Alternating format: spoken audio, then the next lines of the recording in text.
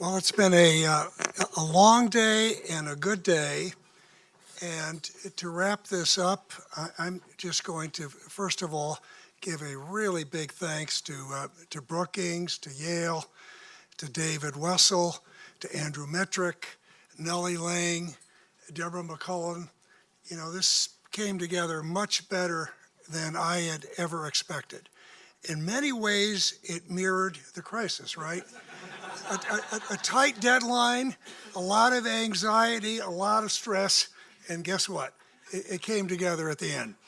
And in terms of the paper writers and the presenters, what really impressed me, this was a large part of the same group that worked with us on fighting the crisis. And so they know how much worse it could have been, and they're also very mindful of the heavy burden that the crisis placed on those that were less able to bear it. So to me, it's really, really meaningful that they have day jobs, they came together, they gave her their time, and I think these papers are going to be very helpful over time, and I really, really thank them. And lastly, I really want to thank Tim Geithner, who conceived this event. He's a very creative guy, and this was a creative idea.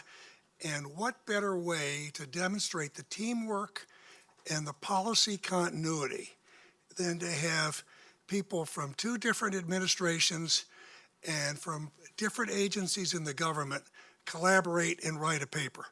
And if any of you have written, and I think most of you have written something, you know it's hard enough to write something by yourself, but to write something as a team is no easy job. So on that, Deborah McCullen gets a big thanks. So Tim, you've got to have the last word because this was your idea and it was terrific.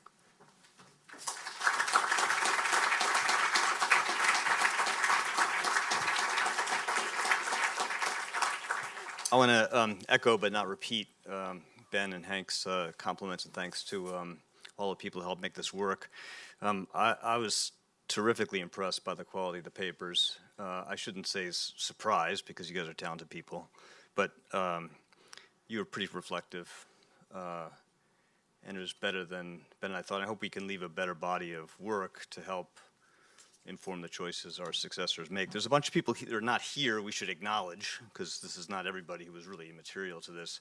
You know, not here were a bunch of critically important people in the crisis, Sheila Bair among them, Larry Summers, White House staffs from both administrations, two presidents, leaders of Congress that made the decisive things ultimately possible, and the heads of the IMF and the World Bank and others in that context. So this is just a tiny fraction of the people that were really important to what happened. This is a hard thing to do. I think it's a painful thing to do for all of us. You know, we all carry the burden of the disappointments of the outcomes and the disappointments of so many others. But it's a really important thing to do because, you know, you want to, if you want to improve the chance of better outcomes, you need to look back with the wisdom of hindsight, such as it is, and with a little bit of perspective, and looking at the choices other countries made too, and ask yourself, what could you learn? I always went into my job sort of hoping that, apart from having a better arsenal of tools, that you'd have, like, in your desk drawer, the cool playbook, manual, lessons of wisdom that you could, that would express and reflect the experience, synthesize the experience of all your predecessors, and use that to guide what you do. That doesn't exist.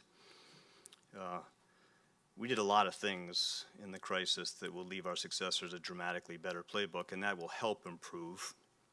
We will not guarantee that we provide, but will help improve the quality of outcomes. Just a last thing, I think you got to see, and in some ways we designed this as a tribute to the people that presented today.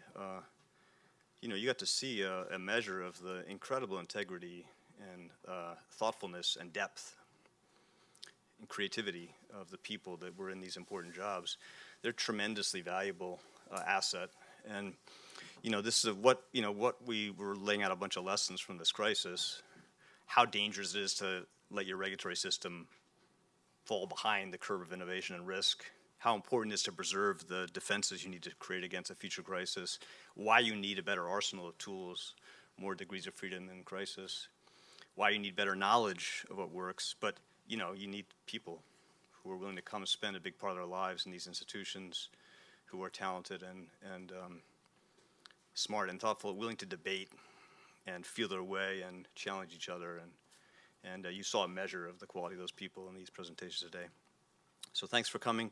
These are presented as working drafts, preliminary draft working papers, but ultimately we'll publish them in a book, and we hope that you and others take advantage of the drafts to help us improve them, refine them, and try to answer the questions you didn't feel we answered adequately.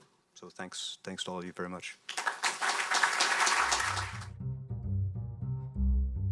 Thanks for watching. Be sure to like and subscribe for more videos from Brookings.